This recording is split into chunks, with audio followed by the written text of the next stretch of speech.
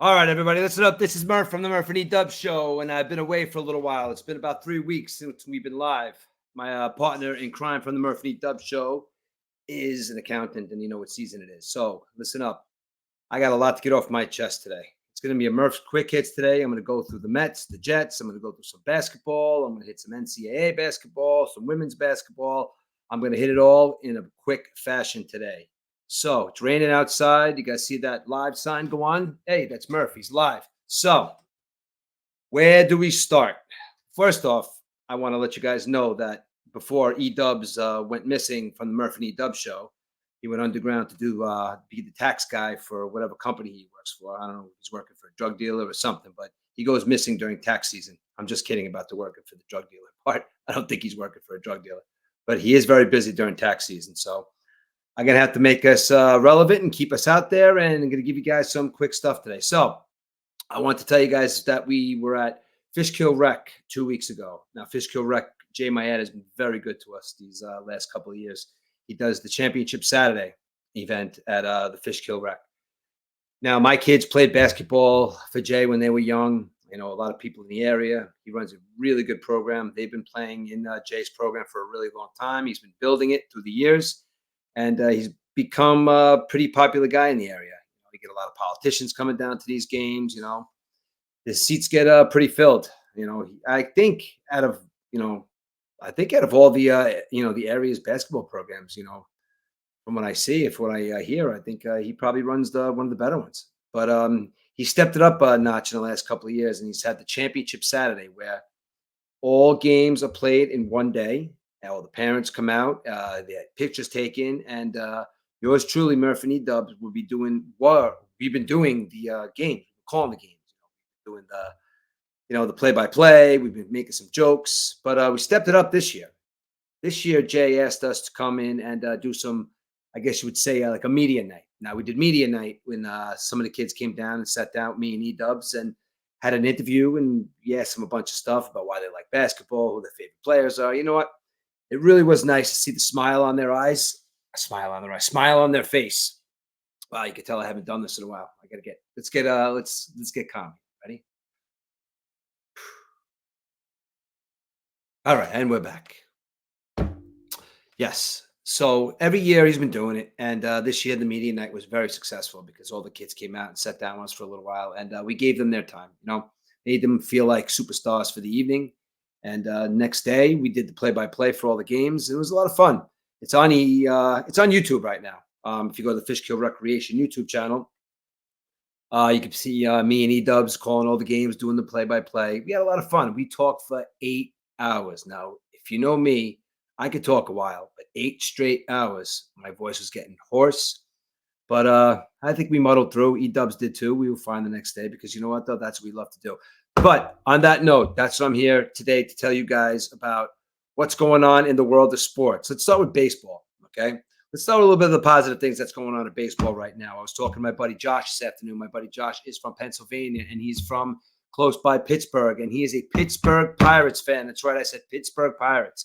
The Pittsburgh Pirates are going off to a great start. They're 5-0. That's a team that last year they did pretty well. They came up to the middle of the season and kind of shit the bed after that. But I think it's just because they're kind of a young team. And young teams take a little while to gel and mesh. And, they got the shortstop there, the 9-foot-tall shortstop. He's really good. They got some good pitching this year. And they got some good young players that want to play some baseball, man. And I haven't really checked in on any of their games yet. But it's early in the season. I'm barely checking on my own team. So we got some good stuff going on with Atlanta. We got good stuff going on with a lot of the teams that are supposed to be doing good. Yankees really surprised me this year. Listen, it's 5 games in. I know it's a lot to say, and I'm making a little more than it actually is. But Yankees are 4-1 right now. They lost last night. They gritted out a couple of games over the weekend to the Houston Astros, who have been a thorn in their side. That's right, I said it, a thorn in their side for years. No Cole, okay? Brought out a pitcher. Listen, I'm not too keen on thinking that the Yankees pitching is going to be that great this year. But you know what, though? Somebody said it over the weekend. Those guys came out in force, and they were dogs this weekend. They gritted out a couple of wins against a very, very good Houston Astros team. And a Houston Astros team that is probably, they got to be one of the favorites to win the World Series this year. So Yankees have a lot of really positive things to look for in their lineup right now. They got Anthony Volpe. Anthony Volpe went 4 for 4 the other day. He's playing a really good shortstop. He's a young kid. He's ready to go. He's hitting the baseball. He's making plays. Oswaldo Cabrera. You got you got Verdugo. Verdugo went on a tangent the other day, talking about how much he loves playing in New York, saying that he's playing with a bunch of dogs. That means he's gritting wins out. That's what that means by playing with dogs. Stan, he's being Stan. He hit 2 home runs or 3 home runs the other day, but that's about it. He's 3 for 23. And you've got Mr. Juan Soto. Now, I'll go back to Mr. Juan Soto for a second because I'm going to make a good point about Juan Soto. Let's talk about Aaron Judge for a second. All right? Aaron Judge, MVP of the league, right? One of the prolific home run hitters. But not only is he a prolific home run hitter, it's for average. He plays the field, runs like a gazelle. He's 7 feet tall, but he's injury prone. We saw that last year. Smashed into the wall out in LA. He's out for the season. Had another injury the year before, out for the season. 5 games in, Judge hasn't hit a home run yet. Okay, he's hitting the ball. I would assume that the way they talk about Aaron Judge, you think he'd be hitting he'd have 5 home runs in 5 games. But I think that we're going to be talking about Aaron Judge in the past tense come June. Now, I'm not saying I'm taking away from anything about his baseball ability. The guy is a phenomenal baseball player. He's amazing. He's a great athlete. He's very strong, and his strength is going to be his demise, I think, because I don't see his body holding up to a 162 game season. I don't even see his body holding up to a 100 game season. I mean, last year, smashed into the wall, you never saw him again.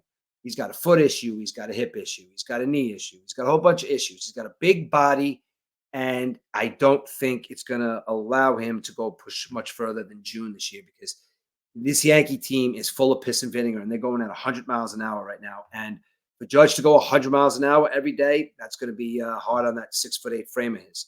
Now, back to Juan Soto. The reason I saved him for last is because with that being said about what I said about Judge, is the way I think he's going to get injured by June. I think it's going to become Juan Soto's team. Now, Juan Soto showed us the other day that he got a big single, big home run, threw somebody out at home. He was very, very integral in the Yankees having an awesome weekend against the Houston Astros. He is 25 years old. He's already been to a World Series. He's already won a World Series. He's already been has he won an MVP yet? I should look that up, but I know he was in the running for an MVP. He's got that story about being 17 years old and really telling the coach, doesn't matter where I sleep because I'm not going to be here long. Juan Soto is young, and he's been through a lot of good stuff in Major League Baseball right now. And he is probably poised to play another 10 years. Guy's a good athlete. I mean, he's an amazing hitter. And just the way he locks in, that tight swing he has. I mean, Soto is going to be a really, really phenomenal baseball player for a long time to come. So, that being said, Soto comes here this year. Yankees are playing great. Cole eventually comes back. They're pitching. Nestor Cortez got the shit beat out of him yesterday, but they're going to figure it out. So, they go to the World Series. They hoist the trophy. Juan Soto, Aaron Judge, and the rest of the Yankees walk around Yankee Stadium hoisting that trophy. They win a World Series. Okay?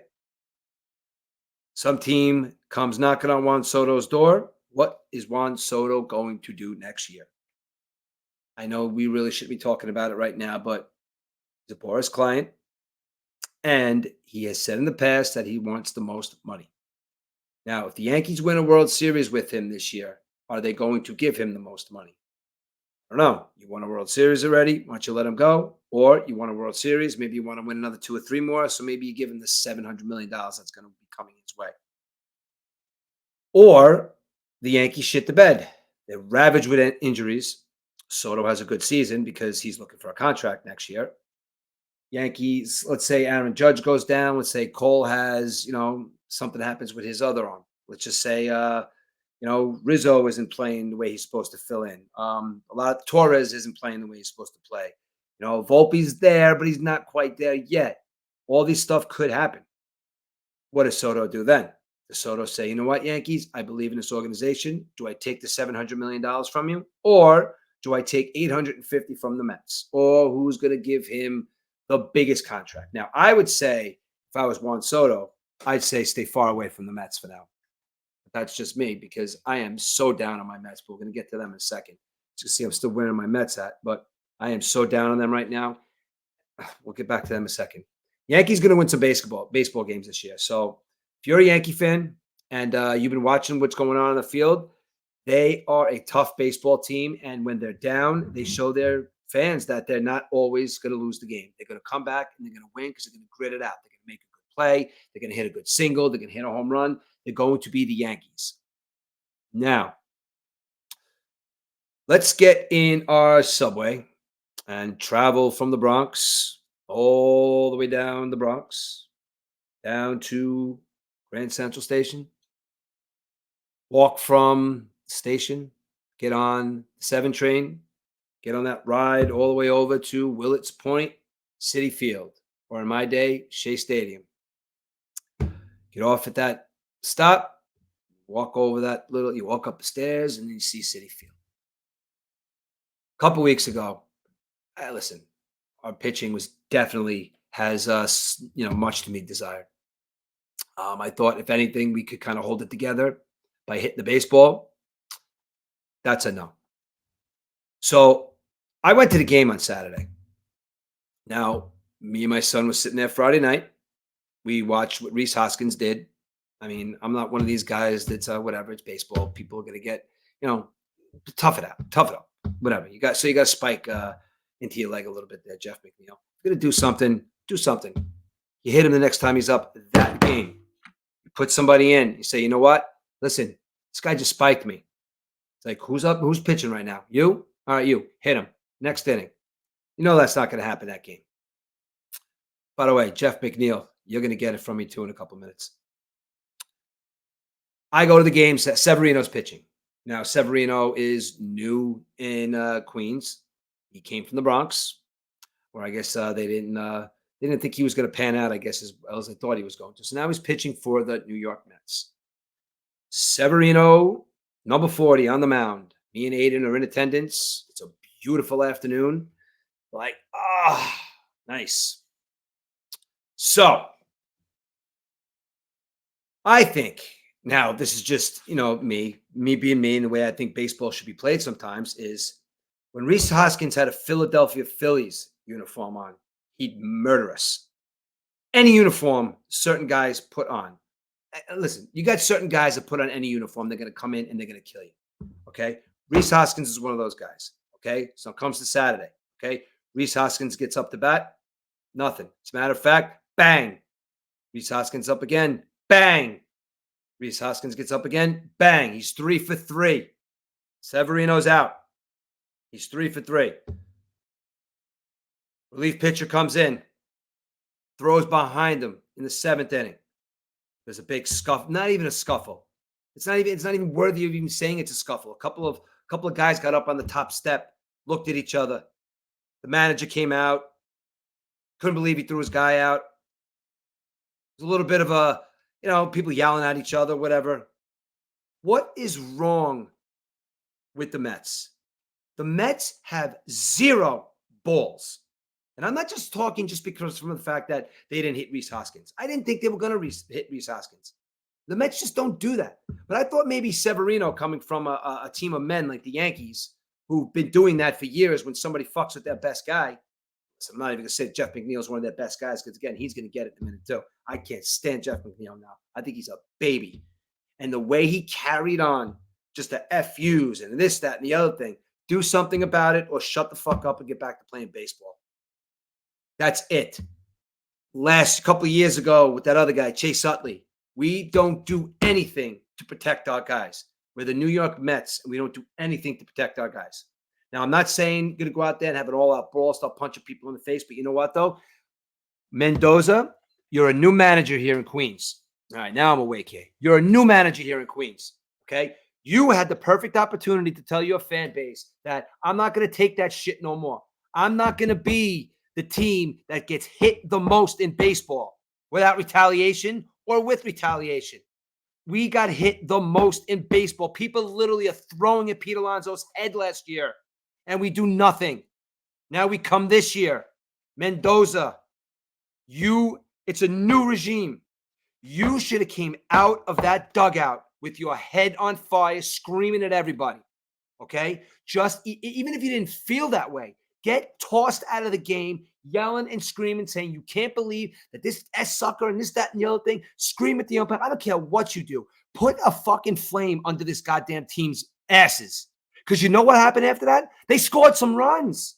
That's what happened after you put a little fire in their ass. They scored runs.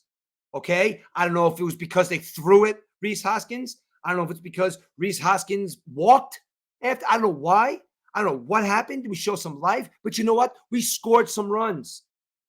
That's what they needed. Maybe they need a little boost. Okay? They showed a pathetic lack of team on Saturday, a pathetic lack of team on Friday, on Sunday. I don't know what is going on with this baseball team. Okay? You talk about a baseball team, you got supposedly have 4 core players. I don't know why people call it that, the core of this, core players, whatever. The way baseball and the way sports are, it's like a revolving door. People are gone, people are here, people are there. Don't buy a jersey. You know why, kids? Because they're going to be gone. Okay? That's just the way baseball is. Okay? We have 4 players on this team that a lot of Met fans hold near and dear to their hearts. I hold a couple of these guys near and dear to my hearts. But if you want to call these a guy that you're going to build your team around, that you're going to have a core group of guys that I don't even think that some of these guys could even play baseball. Okay. Let's take Jeff McNeil, for example. Okay. Everybody talks about Jeff McNeil. Jeff McNeil won a batting title. Yeah. Oh, he's a, the squirrel, the little tough guy. He'll bunt when he's not told to bunt. He's got the silly little bat that his dad's friend makes him, whatever. He's a gritty baseball player. He was batting cleanup the other day. Cleanup. In the Mets lineup, he was batting cleanup. Now, I understand J.D. Martinez is a couple days away. Now, we're going to get to that as a positive because he is going to put some pop into that lineup and allow Pete also, okay? But I got a bug up my ass so badly about Jeff McNeil. We should have gotten rid of Jeff McNeil when him and Lindor had that fight that was supposedly wasn't a fight.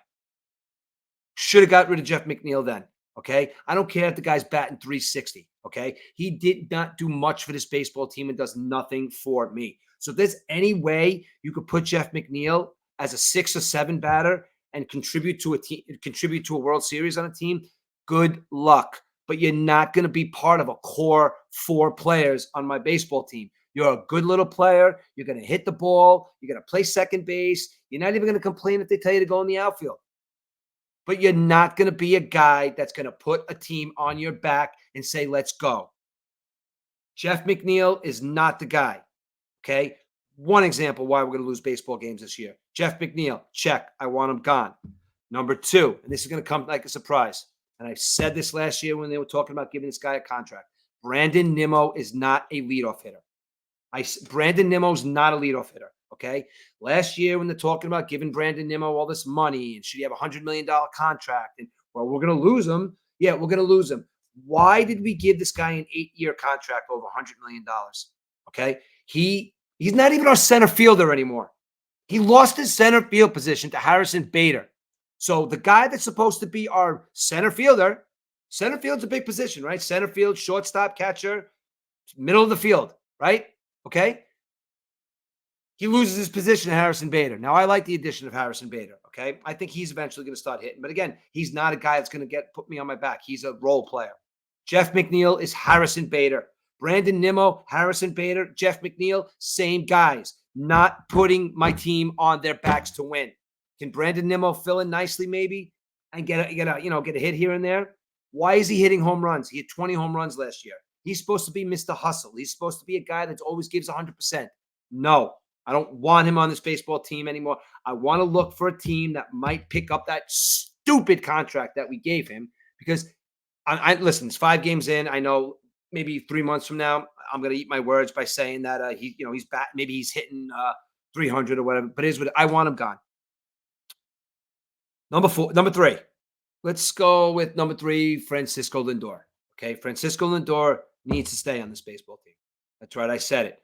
Now, against a lot of the Met fans say that he's not living up to his contract.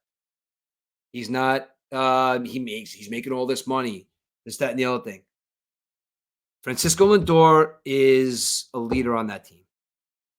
And I think when I say leader, I mean, like, I don't know if he's that guy that's going to walk up to somebody and grab somebody by the face, punch him and say, listen, you got to pick up this team and you got to do your job because I'm not feeling it today, or whatever the case may be. But he does lead by example. He's a good guy to grab, give some advice. He's good with the younger players.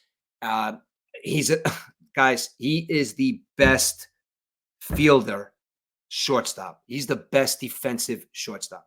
The guy makes plays that are unbelievable. You're going to tell me that he's got an error here and there. He's got this error, got that error. Because I think that just the guy just lays out and tries to make every play possible. And unfortunately, it's going to come with its list of errors, I guess. But you know what, though? Francisco Lindor needs to stay on this baseball team, and he will. No one's going to pick up his contract.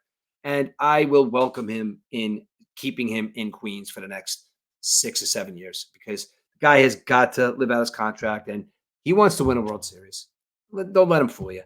I mean, he's always smiling, he's always laughing, but I gotta think that when those cameras are off and those microphones are off, I gotta believe that he is really getting into some of these guys' asses about some shit, because there is a complete lack of discipline on this baseball team that's carried over from last year that I am so sick and tired of. Okay, now let's get to Pete. Trade Pete by the deadline. Pete doesn't want to be a Met. Pete wants all this money. Pete wants this. How about we all shut up about Pete Alonso for a second, okay? Pete Alonso, he's got to stay. It's if the Mets have 20 wins going into the All-Star break, 30 wins going into the All-Star break, and it's like, it's just horrendous, and it's like a last bit option. Like, listen, Pete, we're terrible. Just go. But if we have any kind of thought that we're going to try to compete for a World Series in the next year, 2 years, he needs to be a part of that. Now, he's exciting. He hits home runs. And I don't give a shit if he's up on stage at a country concert, ripping a country song drunk after a loss. As a matter of fact, he should be hammered after a loss. Was he out past curfew? Whatever it may be. Whatever. These guys go out, they go out. Okay. Pete Alonso is somebody that people come to Citi Field to see him play because he may hit a home run, or he may do something big, or he might say something funny, or he might make like a big gesture or something. He's a big dork. He's a big doof, for lack of a better term. And people want to see that at the stadium. When he's not there, the fair weather floating in the middle Met fans are not coming. Instead of getting 40,000 on a beautiful Sunday afternoon, with Pete gone, you might be getting 25. Okay. And I'm telling you, he does put that number of seats in that building. Now, look, if he turns and says, listen, I want the most money, or I want out of here, or he starts to become like a total dick and he starts really MFing the Mets organization, then go. But I don't see Pete doing that. You know what Pete Alonso is? Pete Alonso is the quintessential character on like any kind of college show you see, or he's like the big, the jock, he's shoving people in lockers and stuff like that. That's Pete Alonso. That's the way I see Pete Alonso. So out of that core four, Brandon Nimmo, you got to go. I don't know if anybody's going to take him. I know it's pipe dreams to say Brandon Nimmo's got to go. But again, I'm just saying what I think needs to be done with this baseball team. I think that Nimmo got to go. Next year, I don't want to see Nimmo in a uniform. I don't want to see McNeil in a uniform. Third base is a definite issue because Brett Beatty is not a professional baseball player. He's a nice-looking player sometimes. He'll get a nice hit. His swing is He's not a good fielder. He's had some time to, he's had his shining moments, but nothing consistent. Brett Beatty is not the future of this Mets organization. It's just going into his third season. I mean, the first year, let's say, it was a half a season, but let's going into now, it's Brett Beatty cannot be the future third baseman. Vientos, where is he going to play? First of all, the guy can't play the field either, okay?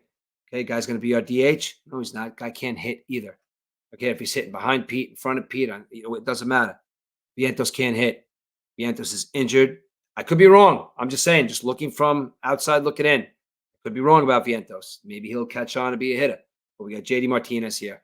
What's Vientos going to do in the Mets right now? Vientos is going to be in Syracuse or wherever this year. He probably won't even sniff the majors. And Beatty will go down. Mark my words. Brett Beatty will go down to the minor leagues within maybe mid-season, maybe after maybe before the All-Star break. You'll see him. You'll see him down the minors. Let's go to the outfield. Starling Marte hit a home run in opening day. There was a lot of instances this weekend where he was on base and he could have stole second, but I think it was just lazy baseball. That guy, he's going to be gone next year anyway, his contract, so he'll be off this team next year. But Starling Marte is a nice Met. You know what I mean? He can definitely, he steals bases. He plays it. He loses the ball in the sun every once in a while, but he's got decent arm in right field. I guess he's serviceable, but Marte going to be gone next year. Okay, let's go to center field. Harrison Bader. We got to give Harrison Bader I guess we got to give him a break here a little bit because I think he's a good little player. I think he's a feisty player. I think he's a player like the Yankees have Verdugo. He's a guy that's going to put his team on his back and not let anybody talk shit about his players. He's going to fight for the Mets. He's going to be our center fielder, whether we like him or not. Brandon Nimmo is not our center fielder. And then Brandon Nimmo is not our left fielder either. Okay. Brandon Nimmo is not going to be on this baseball team next year if I was running the Mets. Now, I know this is all fantasy stuff. I don't know how we're going to get rid of this money or what are we going to do? Who are we going to trade for? I don't care. Okay. We have some pitchers down in the minors because right now we're playing like a minor league baseball team. I think that the Hudson Valley Renegades up here can beat the New York Mets right now. You know why? Because they have young Yankees that are hard and willing to play. I think the Hudson Valley Renegades could probably beat this. Who keeps putting in JETS? I don't know. I'm going to talk about the Jets in a minute. I want to get this off my chest about the Mets first. Okay. So bottom line with the Mets is I'd like to see, and look, it's 5 games in. I understand. It's going to get better. I know they're not going to go 0-162. They might play 500 ball. I hope so. Something's going to catch on. It's definitely going to catch on sooner or later. But it has to happen soon because right now it's them and the Marlins that have 0 goose egg, nothing wins. Okay. And not to mention, they have scored the least amount of runs in Major League Baseball. And I understand they've only got 4 games to prove it.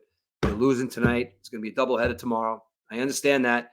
But the Mets have to get set. Like, I don't even want. Yes, Kev, I'm back on, and you could pile on even if you want. You want to come on? I'll send you the link. We could talk about the Mets. They suck, dude. I don't know. I think I remember that time. Kevin, remember this, Kev. Remember that time for that season when I wore that Yankee hat? That's right. I'm going to admit it this year. It was one of those years where I was pissed off at the Mets, and I had asked your permission if I could wear that Yankee hat. I found that Yankee hat a couple of days ago up in the attic.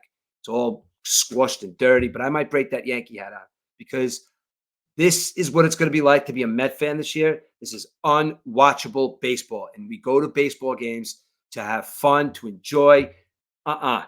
This is unwatchable baseball team at this moment, and they need to get some fire under their ass. And if they don't, it's over. It's over. But am I going to still be a fan? Of course I'm still going to be a fan. Is my son Aiden going to still be a fan? Of course he's still going to be a fan. But as far as anything to cheer for this year, I got one thing to cheer for. I think I'm going to get off the Mets here. We could go. I could talk so much about the Mets. But before I jump to football for a second, I want to talk about something that I saw over the weekend at Citi Field. There's a kid playing in Milwaukee right now, this kid Churio. He's 19 years old. He's the first, as Aiden said, the first 04 to sign a major league contract. He signed an 8-year, $82 million contract with the Milwaukee Brewers. He's 19 years old. He is a phenomenal little athlete, dude. That kid is going to play baseball at a high level. Net fans for Yankees?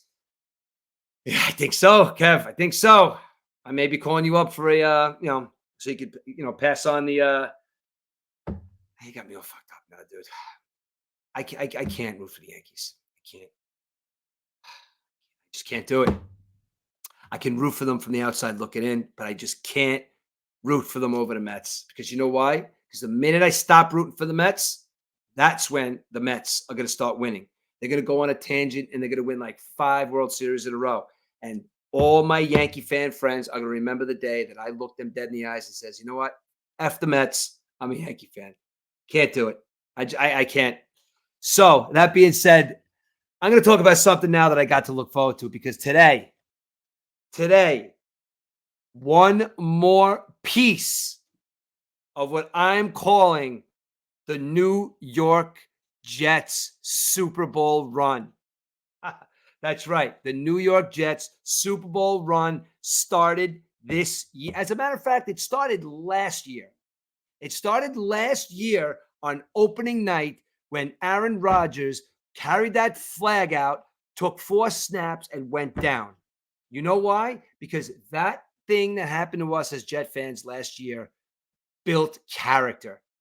Every week, we had to watch Zach Wilson in there, scurrying around, throwing interceptions, pouting on the sidelines. Watch Garrett Wilson throwing his hands up. Halfway through the season, we're watching a defense that literally stopped caring. Literally stopped caring. Says, you know what, though? These guys are going to leave us out here the entire game. I don't care either. Maybe I'll sack the quarterback. Maybe I won't. We had an offensive line last year that might be the worst offensive line that I have ever seen in my entire life. It's almost a point where these guys are professional football players. You almost think that Zach Wilson had sex with every single one of their girlfriends or wives because they just happened to let these guys and just kill Zach Wilson. Maybe that's true. Maybe Zach Wilson did have sex with all the offensive linemen's wives. Well, knowing Zach Wilson might be their mom. It doesn't matter because Zach Wilson did something to somebody on that team because he sucks at football and he's not a football player. That is evident. He's a high school football player. He might be even a BYU college football player. He's not an NFL football player. He's just not a professional football player. And the fact that there was no offensive line showed that he wasn't even an athlete.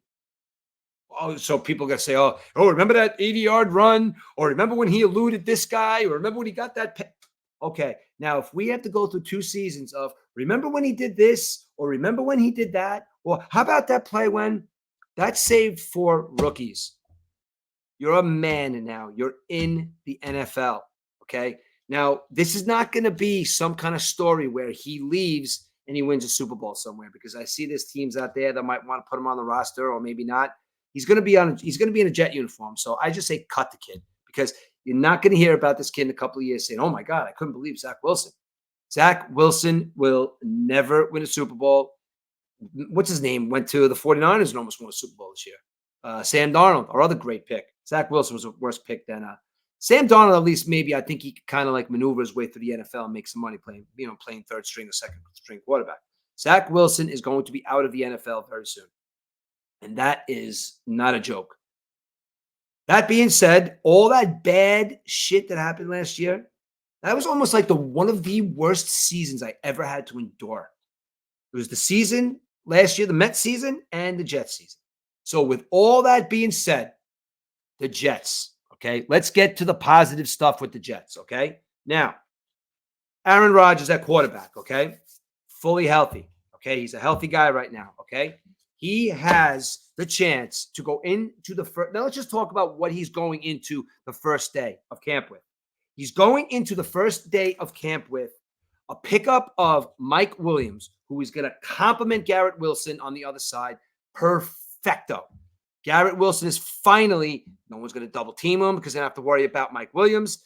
This is a team that's going to have 2 legit wide receivers for Aaron Rodgers to throw the football to, okay?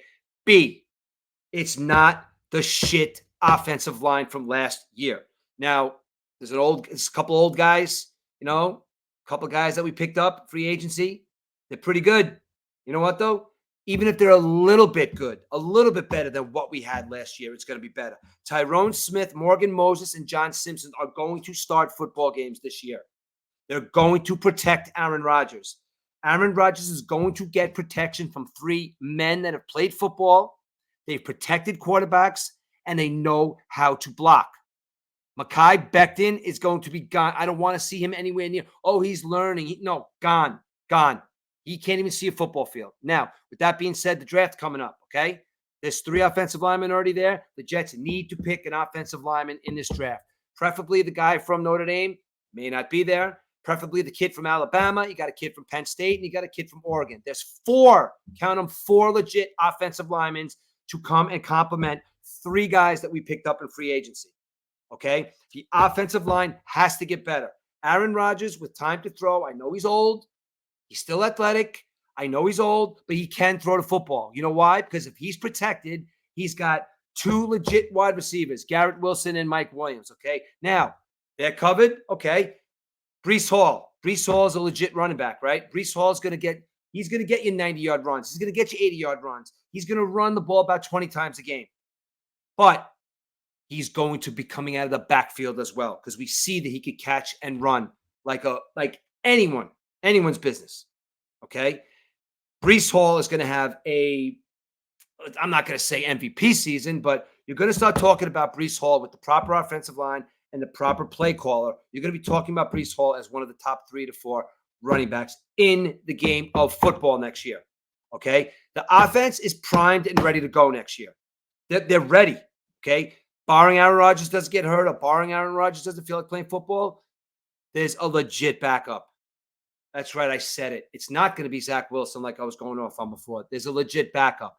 Tyrod Taylor, he's been around the league a little while. He's going to be the best quarterback in the league next year. Mark my words. Aaron Rodgers, I think so. Whoever Facebook user is there, I think so. Mark my words, dude. He said it himself. Aaron Rodgers might throw for 5,000 yards next year. Let's say it, 5,000 yards. Could we have 2 over 1,000-yard receivers? Okay. And a 1,000-yard rusher? Okay. Offensive line is where it's going to be won next year because we have athletes at every single that's my partisan link. Wait, who's this? I gotta see if I try and send the link now. See, what do you call it? You messed up my flow here. Who's saying stop it? Kev, stop it what, Kev? Come on, what do you say stop it about? The Jets are going to be legit. You got your Washington Redskins, right? Or your Washington, Tommy Tax. I'm going to try and send it to him now. All right, now, what do you call it? You're messing up my flow here, guys. Now, the Jets, back to the Jets. Breece Hall is going to have 1,000 yards. Garrett Wilson's going to have 1,000 yards. Mike Williams is going to have 1,000 yards. The offensive line is going to block well. Aaron Rodgers is going to have a great season, barring he gets hurt. Yes, Kevin, I said 5,000 yards. And I can say that because I'm a Jet fan and a Met fan, and everything I say is over-exaggerated. That's right, over-exaggerated. So maybe 6,000 yards. All I know is he's going to be the best quarterback in professional football next year because he's going to have time, he's going to have weapons, he's got athletes, and not to mention the fact the other side of the football is not going to want to come off the field and beat the living shit out of the offense every game. The defense is going to look at an offense that's going to be putting up points. The defensive line is going to be looking at a quarterback that's a man. That's going to say, look, guys, here's 7 points. Now give me 0. Here's 14. Now give me 0. Sack the quarterback. Intercept the football. You know what? First play, Sauce Gardner, go up, intercept the ball. I don't care how long I'm sitting on the bench. I want to be on that bench for a minute. I'll come right back on that field and score another touchdown. This is what the Jets are going to be looking for next year because this year there's a defense that is going to murder people. That's right. I said they're going to murder people. What's going to happen to guys next year with this Jets defense? What's this guy? Hassan Reddick? Really? The guy's got double-digit sacks for the last couple of years. Putting him on the line with Williams, the two of them are going to be terrors. You got Sauce Gardner on one side. You got DJ Reed on the other. Listen, Bryce Huff, he's going to be missed. But we're going to fill that hole because we have legit football players. Jermaine Johnson is going to be ridiculous this year because he's got other guys around him. He's going to be chasing running backs all over the place. Quincy Williams. This team is primed to win a Super Bowl next year. And I'm 51 years old. I wasn't around that year when the Jets won the Super Bowl 900 years ago when stupid Joe Namath sold his soul to the devil and says, we're going to win the Super Bowl. Joe Namath, that curse is going to be broken this year. And Joe Namath, I hate you, Joe Namath. That's right. I said it. I can't stand you. Okay? You're the reason why the Jets have not won a Super Bowl in 52 years. I'm 53 years. I'm 51, never seen a Super Bowl. This is going to be the year. I told my son that upstairs, who's a big-time Jet fan. He feels it too. If I have to watch another Met game, because every year I say, At least I got the Jets. At least I got the Jets. It's 4 games in this baseball season, and I'm saying I can't wait for football season. Okay, but it always happens. Something's going to happen. Waiting for the other shoe to drop. I don't know what's going to happen, but something is going to happen for this happy Jet fan to go into next season with the possibilities of winning a Super Bowl. I don't know what I would do if the Jets win a Super Bowl next year. Now, somebody asked me a question the other day. What would feel better if the Jets won the Super Bowl or the Mets won a World Series? It's a good question, but I've never seen the Jets win a Super Bowl. I've seen the Mets win 1, and they were in 3. I'm a baseball guy.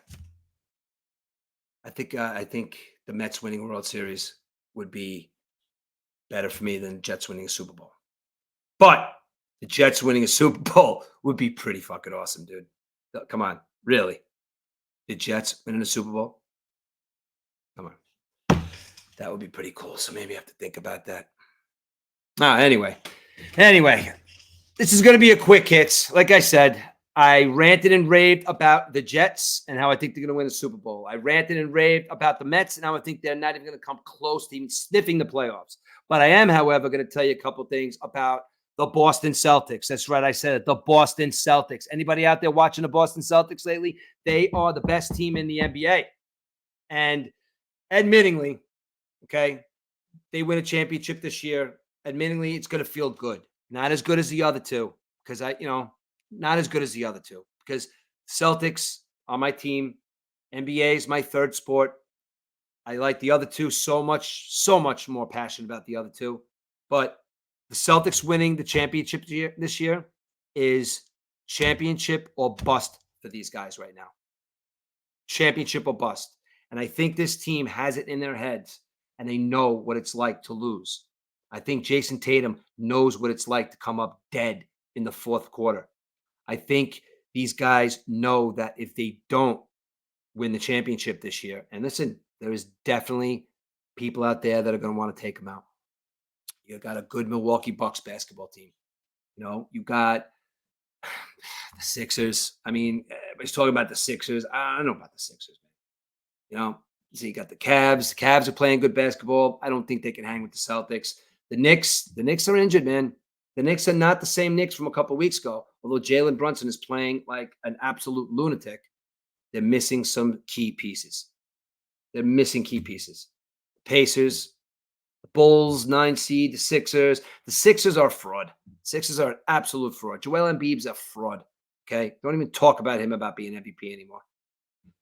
This is the Celtics championship to win this year. And the only team that's going to stand in the way on the other side is Denver, because Denver just has Jokic, who is out of control. WrestleMania, ESPN does it all. I'll talk wrestling next week, Tommy. The Nuggets, Jokic, best player on the planet. Timberwolves are playing well, but I still think they're too young to take out the Celtics in the championship. You got the Clippers, you got the Thunder, young players, the Mavericks. The Mavericks are playing on such a high level right now. You got the reason why they're not going to win or not going to go past the 5th seed is that point guard they got playing over there, and I can't even say his name. Luka has to play with somebody who's got so much talent. I got chat questions. Let me in the ring with you. Type them out. I'll answer them. I can't figure out how to send you the link right now. Guys, give me your email address. I'll send it on email. See if you get it. I don't know. I really can't talk WrestleMania either. I don't know much about wrestling. I stopped watching wrestling after Stone Cold Steve Austin and The Rock. I know The Rock is back, but Celtics. Back to the Celtics. Okay. Nuggets, Timberwolves, Thunder, Clippers, Mavs, Pelicans, Kings, and Suns. These are 8 teams that are going to. All right, Matt, I'm going to send it to you over now. See if you get it. Hogan in the over. All right, back to basketball for a second. All right, like I said about the Celtics have to win the championship. If the Celtics don't win the championship this year, it's a lost season. And I'm not going to take it so bad because, again, they are the team 3rd on my list of teams that I follow, or teams that have my heart. But I am going to be rooting for the Celtics this year. As you can see, I got my Kevin Garnett jersey hanging up back there. And if they had a guy like Kevin Garnett, there's no doubt in my mind that they'd be winning the championship this year. But they do have an ex-Nick over there, Kristaps Porzingis, that is killing it too. He's I was he averaging 8 rebounds, over 20 points. He was definitely a good addition there. So we went through some basketball, we went through some baseball, we went through some football. I'm hungry. I got to go eat some dinner. And one more thing, look out for Iowa. That Caitlin Clark girl is killing it. I watched the game the other night. Do yourselves a favor. Check out that UConn and Iowa game, and then we'll talk about the NCAA women's tournament next. All right, guys, this is Murph's Quick Hits. I got to get going. Matt, I'll send you the link now, and maybe we'll get on next time. We'll talk about the Jets because I got to get going. All right, guys. I'll talk to you guys later. This is Murph Quick Hits, and check out the Murph and E-Dub Show, and keep talking 365 at YouTube. See you later.